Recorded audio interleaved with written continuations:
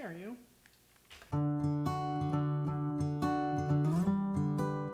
Hi guys, I'm Madalaine from Lakeside Table, and today we're making saltimbocca. A saltimbocca is Italian for jump in your mouth.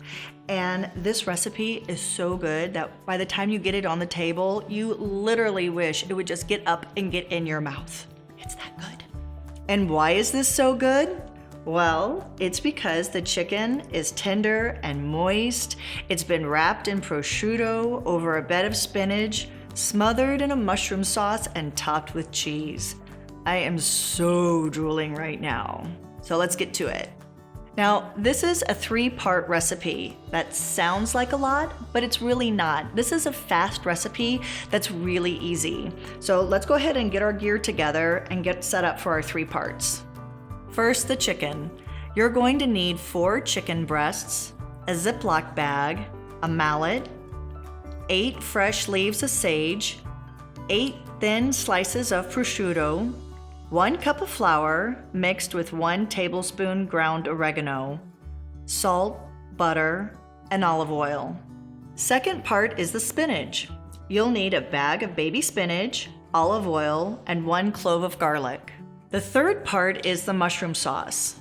8 ounces chopped mushrooms, 2 cups chicken broth, 1 tablespoon potato starch mixed with a little water, 1 shallot chopped, 1/4 cup sherry, 2 tablespoons butter, oregano flour, a 4-ounce bag of Italian cheeses, a 1/3 cup fresh parsley, and salt and pepper.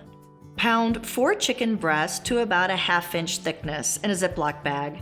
This will help break down their connective tissue and it helps them cook really fast, and that's why they're so tender. Next, lightly season them on both sides with salt and press a fresh sage leaf on each side. Then wrap a piece in 2 thin slices of prosciutto. Then we're going to dredge our chicken through the oregano flour.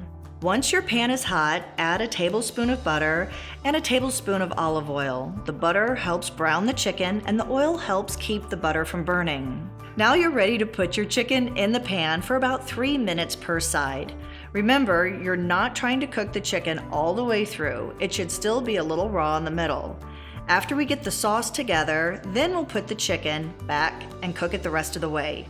This keeps it from overcooking and from getting tough. After the chicken is browned, set them aside. In the same pan you were using, add a tablespoon of butter and lightly saute the chopped garlic. Then add the 5-ounce bag of baby spinach. Toss quickly, and right when it starts to wilt, put it in your serving dish. See how easy all this is? Okay, now for the mushroom sauce. First, we're going to brown our mushrooms in 2 tablespoons of butter. After the mushrooms have released their juice, sprinkle in 2 tablespoons of our oregano flour, then add the chicken stock and sherry. Next, add the potato starch and water.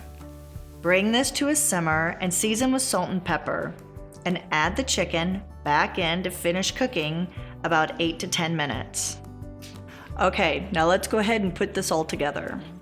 We've got our spinach waiting patiently here, and we'll lay the chicken over it, and then now for the mushroom sauce.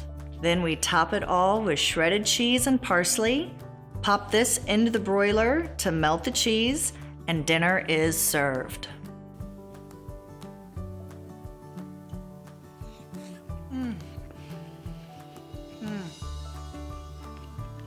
This saltimbocca with the chicken and the mushrooms and the cheese and the spinach is it just comes together so nice.